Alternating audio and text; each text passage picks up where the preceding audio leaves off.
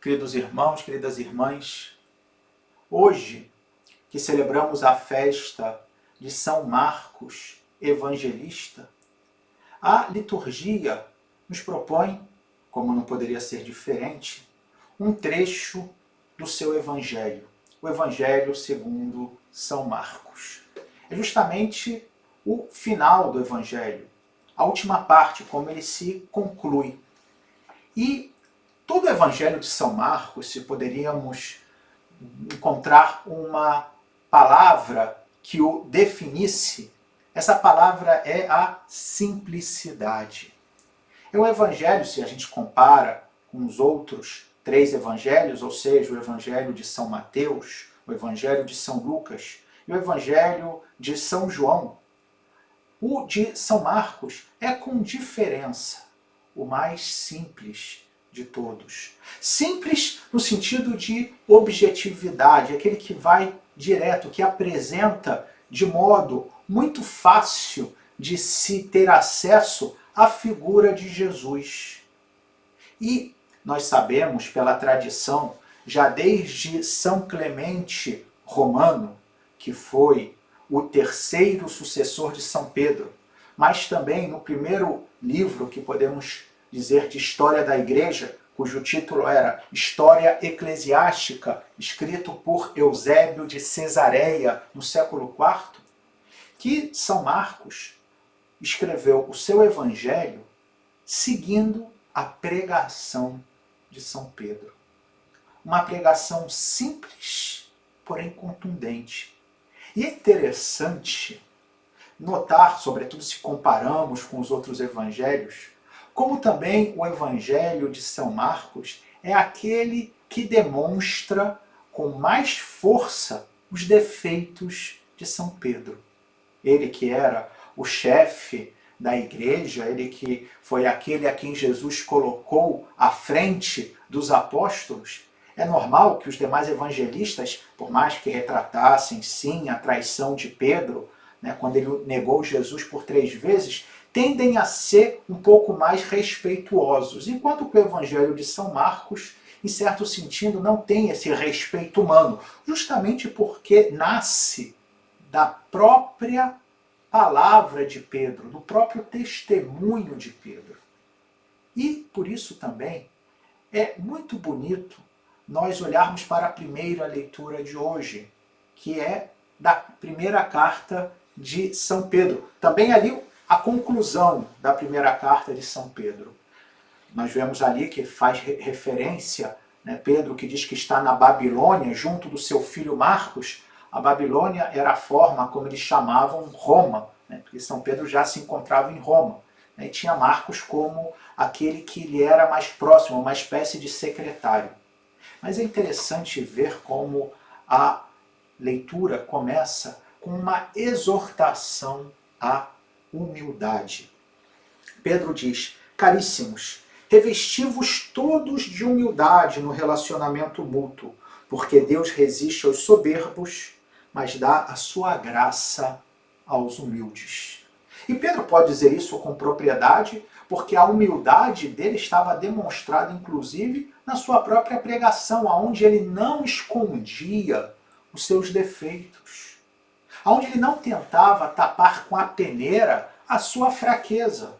Antes bem, a deixava exposta, pois sabia que na sua miséria, na sua fraqueza que o levou a negar o seu Senhor, a que ele tinha dito que morreria por ele, mas que pela misericórdia do Senhor, que depois por 3 vezes perguntou se ele o amava, e Pedro confirmou o seu amor e encontrou o perdão de Jesus. E era isso que motivava Pedro, e por isso ele não tinha vergonha de admitir a sua fraqueza. E por isso também exortava a cada um de nós a sermos humildes. E ser humilde também significa ser simples, ou seja, não criar complicações às vezes na nossa vida. Tantos dos nossos problemas são nada mais, nada menos do que criações da nossa cabeça. Quantos sofrimentos, por exemplo, nós não criamos para nós mesmos, Quando não começamos a entrar numa espécie de paranoia sobre o que os outros pensam a nosso respeito. Ou, por exemplo, quando eu, por respeitos humanos, ou seja, por orgulho, não falo algo que eu deveria falar com alguém, enfim, porque tem uma situação talvez que não ficou muito clara, eu fico com vergonha porque acho que o outro vai pensar mal de mim e deixo que uma situação que poderia ser esclarecida com simplicidade, com tranquilidade, que se transforme num verdadeiro monstro. Quantas lagartixas, queridos irmãos e queridas irmãs, justamente porque não somos simples, justamente porque não somos humildes, se convertem em dragões. E essa palavra que Pedro cita, que Deus resiste aos soberbos, mas dá sua graça aos humildes, que por sinal é uma palavra que vem lá do Antigo Testamento, do livro dos Provérbios, no capítulo 3º, e que não é a única vez que aparece no Novo Testamento, porque também São Tiago faz essa mesma citação na sua carta. E que importante nós termos isso para a nossa vida. Porque quando somos simples, quando somos humildes, nos enchemos da graça de Deus, essa graça que o batismo nos deu de sermos filhos de Deus. E é essa a raiz da nossa simplicidade. Eu sou filho, para que complicar a minha vida? Sou herdeiro de tudo aquilo que existe, porque o Criador é meu Pai.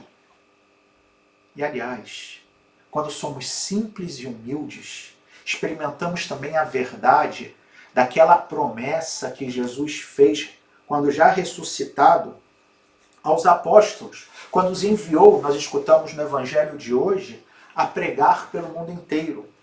Quando afirmou: os sinais que acompanharão aqueles que crerem, ou seja, nós que cremos, serão: expulsarão demônios em meu nome, falarão novas línguas, se pegarem serpentes ou beberem algum veneno mortal, não lhes fará mal algum.